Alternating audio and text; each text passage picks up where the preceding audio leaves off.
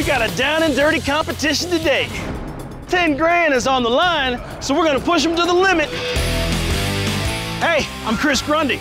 Today, 3 master landscapers are going head to head in a battle to prove who's best. My name's Derek Thomas. I'm from Washington, D.C. I've been landscaping professionally for the last 10 years. My first mentor was my grandfather. He taught me a lot about gardening. I already think that I make a big impression in the Washington market. I want to make a big impression nationally. I'm just going to get in there, I'm going to do what I always do, and I'm going to dominate this thing. Well, Sarah Simmons is in Georgetown this morning. She's with garden expert Derek Thomas to find out how to deck the small in full holiday finery. So we decided to take Garden Guy on the road today and get him out of the studio and bring him to Georgetown to show us how to decorate these small spaces. Derek Thomas here with us to do that. Hello! How are you, Sarah? You may have an urn that's kind of setting things off, and what you want to do at this point, you want to start thinking about changing things out. We got from Johnson's Florist, our friends at Johnson's Florist, and this is a fabulous, fabulous decoration to pop out the front. Now the thing about this, these are all cut fresh greens and dried branches. This will last for weeks. It's in florist foam, so you just go ahead and water it. Make sure that you keep it moist. You can change out the greens if need be, but it's a wonderful, wonderful addition to the front. When you're done with that, you can think about other plants that are gonna last through the season to pop into the urn. This year, it's all about shabby chic. Taking things in your house that might be a little bit more Shabby. decorative. Oh, chic. Yeah, chic. And making them a little bit more, yeah, because you know Halloween and Thanksgiving is a little bit more rustic, okay, a little bit more shabby. Yeah, I like it. So taking a high-end vase, Holly, and just adding some just gourds. Yeah, go ahead and do that. Because you know what, these little gourds are not expensive. So They're not expensive. You know, you can get like 3 or 4 for $1. It's really, really a cool way to do it. And it gives nice then color. You have instant centerpiece for when you're entertaining. And you're right. You know what? This is the shabby part, because I think the more gnarly the gourds are, the cooler they are. The cooler that they are. Yeah, exactly. Absolutely. And you've just taken your flower vase and turned it into a really, really cool centerpiece. Love it. The kids are here because it's that time of summer where you're thinking, when is school going to start? I don't have anything to do with these kids, right? And so you're here to the rescue. You're saying, why not get them involved with doing some fun garden projects? There's some really, really neat garden projects that will get the girls into the garden, or the boys if you have boys. Yeah. And you know what I wanted to show the viewers is just how simple it can be. You could take a trip to the craft store. You can pick up some things that you may have in your yard and repurpose them. I'm going to be working on creating a tillandsia tree, which tillandsias are actual air plants.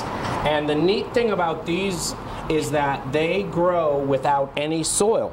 Most plants need soil to grow, but these get all of the nutrients that they need from the air. What we're going to be able to do with them actually is, and this glue gun here, what I want you to do is, it's very, very easy to use. Best to give the oldest one the glue gun, Derek. Yeah. You're right. Now you push that blue button, okay? And here's what we're going to do. This is our inspiration. This one we got at the store, and they had already set it up for us. What I want to start with is this one, and we're going to sit this one. Let's sit it right up top there, okay? So I want you to put some glue there for me, right up at the top. Let's put a little bit more. There we go. And then set it down safely on the side of the table. You're good. And then we're going to actually secure that there. So that's kind of the top of our pyramid, if you will. And we're going to work on this and have this all done when we come back for the next segment. But we're going to take some of the decorative moss and put that around. And we're also going to pick, I don't know what your favorite color, if it's red or yellow, but we're going to pick a bromeliad, and that's going to be kind of in the foreground of your design. We started out with air plants, and I want you to show the viewers here. We've got one more left to do. And I want you to show them just how easy it was for you to put this together. Okay. What we did here, Allison, was we actually started with the tillandsias, and you can go ahead, you can do it while I'm telling them what you're doing.